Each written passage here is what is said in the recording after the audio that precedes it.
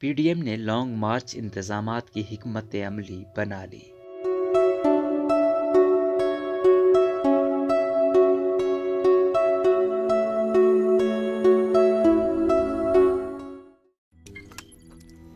روزنامہ قدرت کی ویڈیو دیکھنے کے لیے ابھی یوٹیوب چینل پر سبسکرائب کریں اور بیل آئیکن پر بھی کلک کریں۔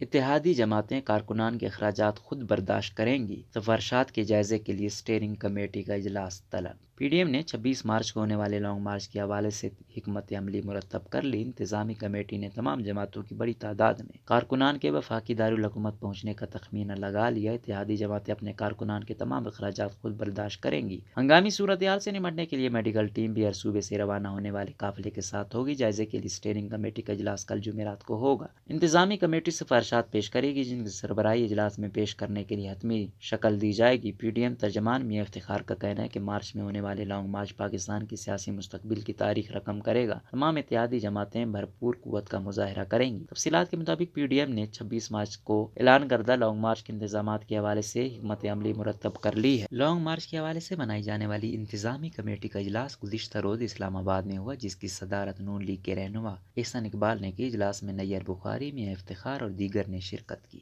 اجلاس میں تمام امور کا تفصیل سے جائزہ لیا گیا اور تمام جماعتوں نے اتفاق کیا کہ اسلام آباد پہنچنے والے کارکنان کو کوئی تکلیف نہ پہنچے اور سب کچھ منظم طریقے سے کیا جائے۔ اجلاس میں تخمینہ لگایا گیا کہ تمام اتحادی جماعتوں کی بھرپور شرکت کی صورت میں بڑی تعداد میں کارکنان وفاقی دارالحکومت پہنچیں گے۔ پی ڈی ایم کے ذرائع کے مطابق اجلاس میں مرتب کی جانے والی سفارشات میں کہا گیا کہ تمام صوبوں سے روانہ ہونے والے قافلوں کے کارکنان کے آنے جانے، تام و قیام کے تمام اخراجات ان کی اپنی جماعت پورے کرے گی۔ اسلام آباد میں دھرنے کی صورت میں ہر جماعت اپنی خیمہ بستی قائم کرے گی۔ قافلوں کے ہمراہ جدید طبی آلات سے لیس میڈیکل کی ٹیمیں بھی ہوں گی اور اسلام آباد میں قیام کے دوران مثالی نظم و ضبط برقرار رکھا جائے گا۔ ذرائع کے مطابق انتظامی کمیٹی کی سفارشات کی روشنی میں مشترکہ ضابطہ اخلاق مرتب کیا جائے گا۔ اس حوالے سے اسٹیئرنگ کمیٹی کا اجلاس اسلام آباد میں طلب کیا گیا ہے، جس میں ان سفارشات کو حتمی شکل دی جائے گی، جن کو آئندہ سربراہی اجلاس میں منظوری کے لیے پیش کیا جائے گا۔ اس حوالے سے رابطہ کرنے پر پی پی کے نیر بخاری نے بتایا کہ سفارشات کو حتمی شکل دے دی ہے، جس کا اسٹیئرنگ کمیٹی کے اجلاس میں جائزہ لیا گیا ہے۔ انہوں نے کہا کہ ویسے تو اسٹیئرنگ کمیٹی کا اجلاس جمعرات کو طلب کیا گیا ہے، لیکن سینٹ انتخابات کی مصروفیت کی وجہ سے ملتوی بھی ہو سکتا ہے۔ ترجمان پی ڈی ایم میاں افتخار نے بتایا کہ اول تو سینٹ انتخابات کے بعد لانگ مارچ کی نوبت ہی نہیں آئے گی۔ اگر لانگ مارچ کیا تو یہ پاکستان کی جمہوری تاریخ میں نئی تاریخ رقم کرے گا۔ انہوں نے کہا کہ سینٹ انتخابات میں پی ڈی ایم کے مشترکہ امیدوار یوسف رضا گیلانی کی کامیابی کے امکانات روشن ہیں اور یوسف رضا گیلانی کی کامیابی ہی حکومت کے خلاف تحریک عدم اعتماد ثابت ہوگی۔